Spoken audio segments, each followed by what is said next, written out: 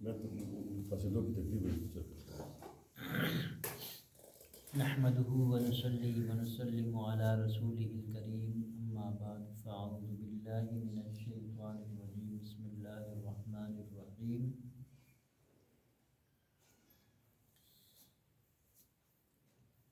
کل کی حدیث مبارکہ کے اندر ہم نے حضرت سلمان فارسی رضی اللہ تعالیٰ عنہ کے بارے میں پڑھا تھا.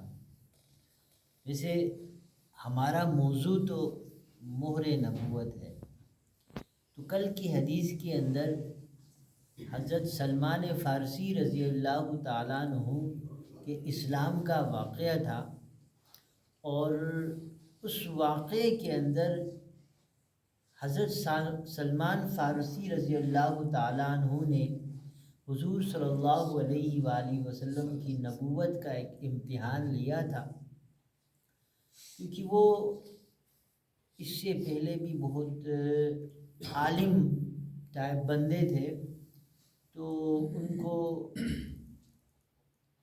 عیسائیت کا کافی عبور تھا، تورات انجیل کا کافی علم ان کو تھا. تو حضور صلی اللہ علیہ وآلہ وسلم کے آخری نبی ہونے کا ان کو پتہ تھا. حضور صلی اللہ علیہ وآلہ وسلم کے خصائل جو ہوں گے، ان کی نشانیاں کیا ہوں گی، تو وہ ان کو معلوم تھا. حضور صلی اللہ علیہ وآلہ وسلم کی محفل میں آئے اور آپ صلی اللہ علیہ وآلہ وسلم کے ان نشانیوں کو چیک کیا کہ آیا وہ نشانیاں حضور صلی اللہ علیہ وآلہ وسلم کے اندر پائی جاتی ہے یا نہیں. پہلی نشانی تو یہ حضور صلی اللہ علیہ وسلم کے بارے میں لکھا تھا، انہوں نے سنا تھا کہ حضور صلی اللہ علیہ وآلہ وسلم صدقے کا مال نہیں کھائیں گے، اور دوسرا یہ ہے کہ آپ کو جب کوئی ہدیہ کریں گے تو وہ ہدیہ قبول کریں گے، اور تیسری نشانی انہوں نے یہ سنی تھی کہ حضور صلی اللہ علیہ وسلم کے دونوں مونڈوں کے درمیان مہر نبوت ہوگی. یہ تین نشانیاں تھیں. تو سب سے پہلے انہوں نے یہ طریقہ اختیار کیا کہ ایک تھالی میں کھجوریں، تازہ کھجوریں اوپر تھالی میں رکھی اور تھال کو لے جا کے حضور صلی اللہ علیہ وآلہ وسلم کو پیش کیا. تو آپ صلی اللہ علیہ وسلم نے فرمایا یہ اے سلمان یہ کیا ہے؟ تو حضرت سلمان فارسی رضی اللہ تعالیٰ نے کہا کہ یا رسول اللہ یہ آپ اور آپ کے ساتھیوں کے لیے صدقہ ہے. تو حضور صلی اللہ علیہ وآلہ وسلم نے لینے سے انکار کیا اور صدقہ کو واپس کر دیا. اگلی دفعہ پھر آئے، پھر اسی طرح پلیٹ میں تھال میں اسی طرح کھجوریں ڈال کے لے آئے اور لا کے پھر پیش کیا. پھر حضور صلی اللہ علیہ وسلم نے پوچھا کہ بلال یہ سلمان یہ کیا ہے؟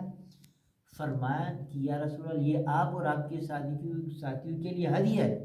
حضور صلی اللہ علیہ وسلم نے اس کو لیا اور خود بھی کھایا اور اپنے ساتھیوں کو بھی کھلایا. تو یہ دو نشانیاں تو ان کے اندر پوری ہوگی. اب تیسری نشانی تھی حضور صلی اللہ علیہ وسلم کے مہر نبوت کی. تو حضور سلمان فارسی رضی اللہ عنہ کے بارے میں آتا ہے کہ وہ حضور پاک صلی اللہ علیہ وسلم کے پیچھے جا کے چکر کاٹ رہے تھے، کسی طریقے سے اس کی نظر پڑ جائے گے. تو اس حضور صلی اللہ علیہ وسلم نے بھانپ لیا اور حضور صلی اللہ علیہ وآلہ وسلم نے خود سے اپنے اس سے کپڑے کو اوپر اٹھا کے مہر نبوت ان کو دکھا دی. اسی طرح ان کو تینوں نشانیاں ان کے سامنے آ گئی اور انہیں ایمان لے آیا. تو کل کی حدیث کے اندر اس کا ذکر تھا. اب اسی کی کو تھوڑا سا تفصیل کے ساتھ آگے بیان فرما رہے ہیں کہ اس حدیث میں علماء نے بہت سی علمی تحقیقات فرمائی ہے. مثلا یہ کہ جب سلمان رضی اللہ تعالیٰ عنہ غلام تھے تو ان کا صدقہ اور ہدیہ جائز تھا یا نہیں، نیز ہدیہ اور صدقہ میں فرق کیا ہے، وغیرہ وغیرہ. طویل بحثیں ہونے کی وجہ سے اختصاراً ترک کر دی گئی. البتہ اس حدیث سے حضور صلی اللہ علیہ وآلہ وسلم کا ایک خاص معمول معلوم ہوا کہ ہدایہ میں خدام و حضار کو شریک فرمایا کرتے تھے. جب حضور صلی اللہ علیہ وآلہ وسلم کے سامنے کوئی ہدیہ آتا تو حضور صلی اللہ علیہ وآلہ وسلم اپنے خدام یعنی خادمین جو خدمتگار تھے ان کو، اور حضار یعنی آپ صلی اللہ علیہ وآلہ وسلم کی محفل میں جو بھی حاضر تھے ان کو بھی اس میں شامل فرمایا کرتے تھے، ان میں بھی تقسیم کرتے تھے۔ اور یہ حضور صلی اللہ علیہ وآلہ وسلم کا خاص معمول تھا۔ ہزاروں واقعات حدیث کی کتابوں میں اسی معمول کے مذکور ہے۔ اسی مضمون میں حضور صلی اللہ علیہ وآلہ وسلم کا ایک ارشاد بھی نقل کیا جاتا ہے کہ حضور صلی اللہ علیہ وآلہ وسلم نے ارشاد فرمایا کہ الہدایا مشترکۃ، یعنی ہدیے جو دیے جاتے ہیں وہ پاس بیٹھنے والوں میں مشترک ہوتے ہیں۔ ایک حضور صلی اللہ علیہ وسلم کا ایک حدیث بھی ہے۔ محدثانہ حیثیت سے اس حدیث کے الفاظ میں اختلاف ہے اور کلام بھی ہے، یعنی ضعیف ہے، مگر مضمون کے اعتبار سے واقعات سے تائید ہوتی ہے یہ بات کہ کس قسم کے ہدیے مراد ہے اور پاس بیٹھنے والوں میں سے کون مراد ہے۔ تفصیل طلب ہے۔ ملا علی قاری رحمۃ اللہ علیہ نے لکھا ہے کہ ایک شیخ وقت کے پاس کوئی ہدیہ لایا، ایک پاس بیٹھنے والے نے عرض کیا الہدایا مشترکہ، انہوں نے فرمایا کہ ہم شرک کے خواہاں نہیں، ہم تو وحدت پسند کرتے ہیں، یہ سب تمہاری نظر ہے۔ یعنی ایک شیخ صاحب تھے، پیر صاحب تھے، ان کے محفل میں کسی نے کوئی ہدیہ لایا، ہدیہ لا کے پیش کیا، تو ان کے محفل میں کوئی بندہ تھا، انہوں نے یہ الفاظ دہرائے کہ الہدایا مشترکہ۔ آگے سے انہوں نے کیا کروایا کہ ہم پیر صاحب نے کہا کہ ہم شرک کے خواہاں نہیں، ہم شرک کو پسند نہیں کرتے، ٹھیک ہے کہ نہیں، ہم تو وحدت کے کو پسند کرنے والے ہیں، توحید کو پسند کرنے والے ہیں، تو اللہ کے توحید کے ہم ماننے والے ہیں، پسند کرنے والے ہیں، اس لیے یہ جو آیا ہے وہ تمہیں ہی قبول ہو، تم اس کو لے جاؤ۔ وہ مقدار میں اتنا تھا کہ ان صاحب سے اٹھ بھی نہ سکا، تو اپنے خادم کو حکم دیا کہ یہ ان کے گھر پہنچا دو، اس نے پہنچا دیا۔ اس طرح ایک مرتبہ امام ابو یوسف رحمۃ اللہ علیہ کی مجلس میں واقعہ پیش آیا۔ اب یہ ایک واقعہ اس طرح پیش آیا، ایک یہ ہے، یہ امام ابو یوسف رحمۃ اللہ علیہ بہت بڑے فقہ کے امام گزرے ہیں۔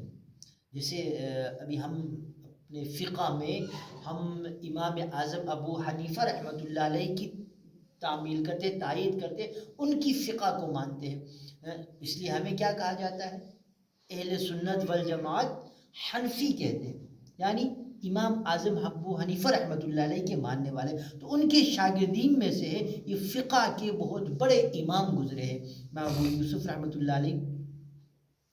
ان کے ایک واقعہ ہے، ان کی مجلس میں ایک واقعہ پیش آیا کہ کچھ نقدی ہدیہ پیش کیا گیا، حاضرین میں سے کسی نے عرض کیا الہدایا مشترکہ، انہوں نے ارشاد فرمایا کہ اس سے خاص قسم کے ہدایا مراد ہے، اور یہ فرما کر خادم سے ارشاد فرمایا کہ اس کو اٹھا کر رکھ دو۔ اب یہ عالم بندے تھے، اب ایک عالم ہونا ایک الگ چیز ہے، عالم وہ ہوتا ہے وہ کیا ہر طرف سے دیکھتا ہے، تصویر کے اس تمام رخ کو دیکھتا ہے۔ اب پہلے تو شیخ صاحب تھا تو انہوں نے اپنے دل سے وہ بات کیا، اب انہوں نے تو عالم تھا، فقہ کے امام تھے، انہوں نے مسئلہ، ان کو دیکھ کے لوگوں نے مسئلہ سیکھنا تھا، اب وہ اگر چپکے سے وہ اگر اسی طرح فیصلہ کر دیتے تو پیچھے آگے لوگوں کے لیے اور مشکل ہو جاتا۔ انہوں نے کیا کیا،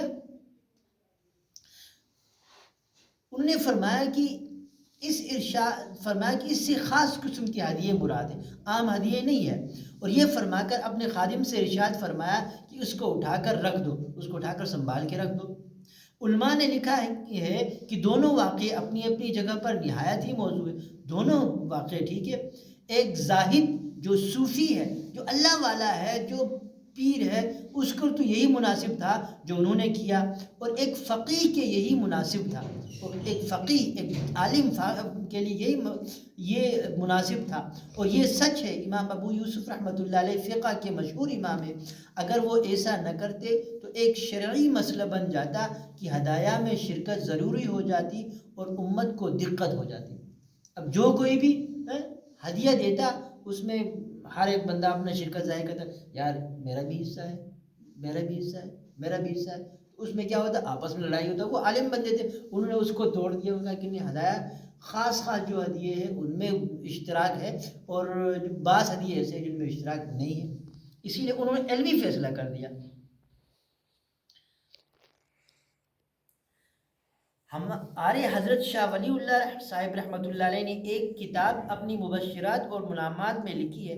اس میں بہت سے عجیب واقعات ہیں. منجملہ ان کے اپنے والد صاحب رحمۃ اللہ علیہ کا واقعہ بھی لکھا کہ ایک مرتبہ ابتدائی زمانہ میں مجھے شوق ہوا کہ ہمیشہ روزہ رکھا کروں. حضرت شاہ ولی اللہ رحمۃ اللہ علیہ محدث دہلوی رحمۃ اللہ بہت بڑے عالم گزرے ہیں، ولی بھی گزرے ہیں، ولی اللہ تھے. ان کا واقعہ ہے کہ ان کی اپنے والد رحمۃ اللہ علیہ کا واقعہ بھی لکھا کہ ایک مرتبہ ابتدائی زمانے میں مجھے شوق ہوا کہ ہمیشہ روزہ رکھا کروں. اس کے بعد علماء کے اختلاف کی وجہ سے مجھے تردد ہوا.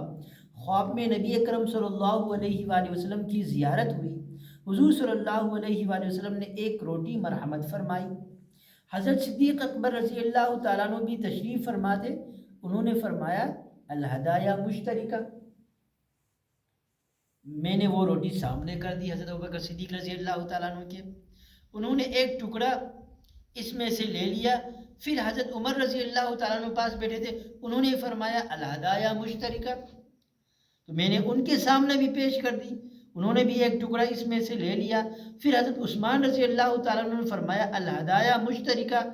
میں نے آگے سے عرض کیا کہ اگر آپ ہی حضرات نے تقسیم فرما لیا تو اس فقیر کے لیے کیا بچے گا. حضرت صلی اللہ علیہ وسلم کے خواب میں واقع ہے. تو فرمایا کہ آپ سب نے اگر اس روٹی کو تقسیم کر لیا تو میرے فقیر کے لیے کیا بچے گا. یعنی الہدایہ مشترکہ کے واقعات ذکر ہو رہے ہیں. حضرت سلمان فارسی رضی اللہ تعالیٰ عنہ جلیل القدر صحابہ میں سے ہے. حدیث میں آیا ہے کہ جب قرآن شریف کی آیت وَإِن تَتَوَلَّوْا يَسْتَبْدِلْ قَوْمًا غَيْرَكُمْ ثُمَّ لَا يَكُونُوا أَمْثَالَكُمْ سورہ محمد نازل ہوئی، جس کا ترجمہ یہ ہے کہ اگر تم ایمان لانے سے روگردانی کرو گے تو اللہ جل شانہ تمہاری جگہ ایک دوسری قوم کو لے آئے گا جو تم جیسی نہ ہوگی.